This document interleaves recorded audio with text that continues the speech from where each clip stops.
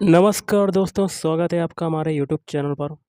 SSC phase 12 exam के लिए हम लोग प्रीवियस ईयर के क्वेश्चन देखेंगे। ऐसे ही क्वेश्चन आपके आने वाले एग्ज़ाम में आ सकते हैं, तो पूरा वीडियो शुरू से लेकर लास्ट तक देखिएगा। जो लोग नए हैं तो प्लीज़ चैनल को ज़रूर सब्सक्राइब करें। चलिए स्टार्ट करते हैं।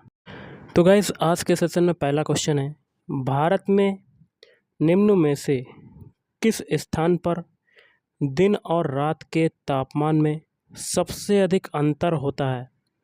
तो इस क्वेश्चन का आंसर होगा ऑप्शन 3, थार। नेक्स्ट क्वेश्चन देख लेते हैं। शेरशाह सूरी का मकबरा में स्थित है, तो कहाँ पर स्थित है? ऑप्शन 3, सासाराम में शेरशाह सूरी का मकबरा स्थित है। अगला क्वेश्चन देख लेते हैं, क्या कहता है। भारत ने 2021 में टोक्यो में आयोजित ओलंपिक खेलों में इनमें से किस श्रेणी में कोई पदक नहीं जीता है? तो ऑप्शन 1, जिम्नास्टिक। अगला है, असम में निम्न में से कौन सी राजनीतिक पार्टी ने राज्य में 2021 के विधानसभा चुनावों से पहले सत्तारूढ़ पार्टी के खिलाफ महाजोत का नेतृत्व किया था? तो ऑप्शन 4, भारतीय राष्ट्रीय कांग्रेस। अगला, ओलंपिक खेलों में लेजर निम्न में से किस खेल श्रेणी से की है, किस खेल की श्रेणी है? तो ऑप्शन 3, नौकायन। अगला क्वेश्चन देख लेते हैं, क्या कहता है। संसद की सदस्यता हेतु अर्हता का मुद्रा भारतीय संविधान के इनमें से किस अनुच्छेद के दायरे के अंतर्गत आता है? तो ऑप्शन 3, 84। अगला है, my archaeological mission to India and Pakistan के जो लेखक हैं इनमें से कौन है? तो ऑप्शन 1, REM व्हीलर। अगला है, निम्न में से कौन सा बीमाहीन है? तो ऑप्शन 2, अनुदैर्ध्य विकृति। नेक्स्ट क्वेश्चन है आपका, अगस्त 2021 में इंग्लिश चैनल में भारत और यहाँ क्या भरेंगे कि नौसेनाओं के बीच कोंकण 2021 का नामक द्विपक्षीय नौसैनिक अभ्यास का आयोजन किया गया था? तो ऑप्शन 3, यूनाइटेड किंगडम UK। अगला है, निम्नलिखित में से किसने पूर्वोत्तर से भारत के स्वतंत्रता संग्राम में भाग लिया था? तो ऑप्शन 2, रानी गाइदिनल्यू। अगला है, अकेले बिना रुके दुनिया का परिभ्रमण करने वाले पहले भारतीय कौन थे? तो ऑप्शन 3, अभिलाष टॉमी। अगला है, सिकंदरा जो आगरा का उपनगरीय क्षेत्र है, यहाँ क्या भरेंगे के मकबरे से जुड़ा है? तो ऑप्शन 2, अकबर के मकबरे से जुड़ा हुआ है। अगला है, यहाँ क्या भरेंगे को स्वतंत्रता आंदोलन की ग्रैंड ओल्ड लेडी कहा जाता है? तो option 2, Aruna Asaf Ali. Next question देख लेते हैं, मितव्ययिता का विरोधाभास की अवधारणा निम्न में से किसने दी थी? तो ऑप्शन 1, जॉन मेनार्ड कीन्स। अगला है, लॉन्ग वॉक टू फ्रीडम किसकी आत्मकथा है? तो ऑप्शन 2, नेल्सन मंडेला की। अगला है, सोडियम पेराक्साइड के एक अणु में कितने ऑक्सीजन परमाणु होते हैं? तो ऑप्शन 3, 2। अगला है, बल को द्रव्यमान से विभाजित करने पर क्या प्राप्त होता है? ऑप्शन 4, त्वरण प्राप्त होता है, एसिलरेशन। अगला क्वेश्चन है, बैंकिंग के संदर्भ में MICR में M अक्षर का पूर्ण रूप इनमें से कौन सा है? तो ऑप्शन 1, मैग्नेटिक। अगला है, निम्न में से कौन सा इंग्लिश क्रिकेटर अगस्त 2021 में लॉर्ड्स में हुए उस टेस्ट मैच का हिस्सा नहीं था जिसे भारत ने 151 रन से जीता था?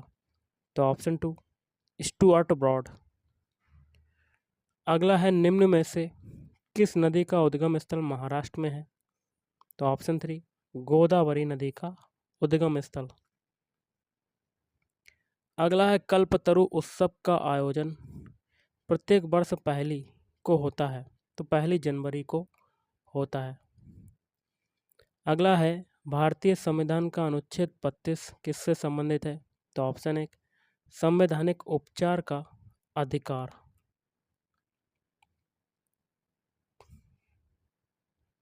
अगला है 2025 में शुरू हुआ हरिताहरम, जिसका मुख्य उद्देश्य राज्य के हरित आवरण को बढ़ाना है, सरकार का प्रमुख कार्यक्रम है। तो ऑप्शन 1 तेलंगाना सरकार का प्रमुख कार्यक्रम है। अगला है निम्न में से कौन राष्ट्रीय पाठ्यचर्या रूपरेखा के विकास के लिए शिक्षा मंत्रालय द्वारा गठित राष्ट्रीय संचालन समिति के प्रमुख बने हैं? तो ऑप्शन 2 के कस्तूरी रंगन। अगला है राज्यसभा की संरचना भारतीय संविधान के इनमें से किस अनुच्छेद के दायरे में आती है? तो ऑप्शन 4 80 आर्टिकल 80। अगला है लॉर्ड कर्जन के कार्यकाल के दौरान किस वर्ष भारतीय विश्वविद्यालय अधिनियम पारित हुआ था? तो ऑप्शन 4 1904 में। अगला क्वेश्चन है केंद्रीय बजट 2021-22 के प्रस्ताव कितने स्तंभों पर आधारित है? तो ऑप्शन 2 6 स्तंभों पर आधारित है। अगला एसिटिक अम्ल के एक अणु में कितने हाइड्रोजन परमाणु होते हैं? तो 4 CH3 COOH होते हैं। तो 3 ये और 1 ये, तो टोटल 4 हो जाएंगे। अगला दक्षिणी गोलार्ध में 1 सितंबर मौसम संबंधी यहाँ क्या बनेंगे की शुरुआत का प्रतीक है, वसंत ऋतु की शुरुआत का प्रतीक है। अगला है टोक्यो ओलंपिक 2021 में मिली सफलता के बाद लवलीना बोरगोहेन को असम के यहाँ क्या बनेंगे के लिए ब्रांड एम्बेसडर के रूप में शामिल किया गया है। तो ऑप्शन 1 समग्र शिक्षा अभियान। अगला है मानवता के लिए एक जाति एक धर्म और एक ईश्वर, यह कथन निम्नलिखित में से किसने दिया था? तो ऑप्शन 2 श्री नारायण गुरु।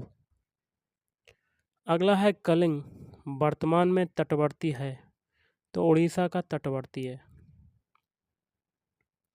अगला क्वेश्चन देख लेते हैं निम्न में से किस वर्ष भारत सरकार ने कलकत्ता या कह सकते हैं कोलकाता विश्वविद्यालय की समस्याओं का विश्लेषण करने के लिए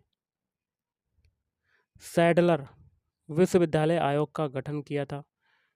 तो ऑप्शन 3 1917 में। अगला है हम भारत में राष्ट्रीय प्रेस दिवस कब मनाते हैं?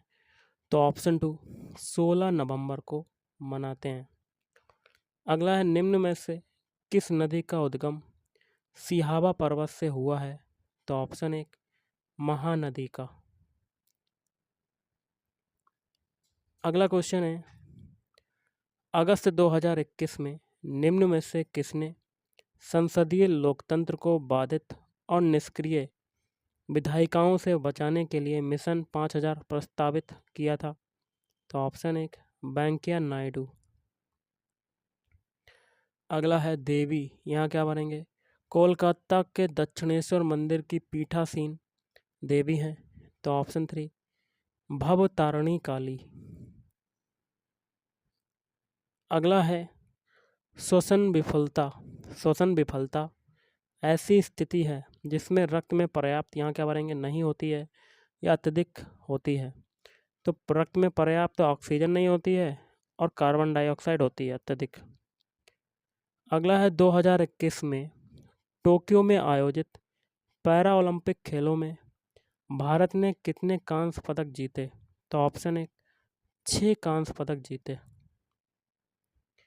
नेक्स्ट क्वेश्चन है किसकी आत्मकथा का शीर्षक a century is not enough, my roller coaster ride to success है?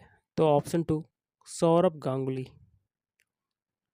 अगला है विश्व स्तर पर प्रत्येक वर्ष, यहाँ क्या भरेंगे, को विश्व अल्जाइमर दिवस मनाया जाता है? तो ऑप्शन 1 21 सितंबर को मनाया जाता है। ओके, अगला क्वेश्चन है आपका, भारतीय रिजर्व बैंक के दिशा निर्देशों के अनुसार जनवरी 2022 तक प्राप्त जानकारी के अनुसार भारत में कितने भुगतान बैंक संचालन में हैं? तो ऑप्शन 2 6। अगला है निम्न में से किस त्यौहार की पूर्व संध्या पर आंध्र प्रदेश का कोटप्पा कोंडा मेला आयोजित किया जाता है? तो ऑप्शन 3 महाशिवरात्रि। अगला क्वेश्चन है आपका, निम्न में से किसने पुरुष क्रिकेट टेस्ट टीम में विकेट कीपर के रूप में भारत का प्रतिनिधित्व नहीं किया? तो हनुमा विहारी। अगला है गुणबाला शर्मा और यहाँ क्या भरेंगे नामक दो महिला पर्वतारोहियों ने 12 मई 2021 को नेपाल में माउंट पुमोरी पर चढ़ने वाली पहली भारतीय महिलाएं होने का गौरव हासिल किया है? तो ऑप्शन 1 बलजीत कौर। अगला है भारत सरकार अधिनियम 1935 में कितनी धाराएं हैं? तो ऑप्शन 2 321 धाराएं। और आज का लास्ट क्वेश्चन है, धन की मध्यस्थता से मुक्त आर्थिक विनियमों को एक्सचेंज कहा जाता है? क्या कहा जाता है? बार्टर एक्सचेंज कहा जाता है। तो गाइस आज के इस वीडियो में इतना ही। थैंक यू, धन्यवाद।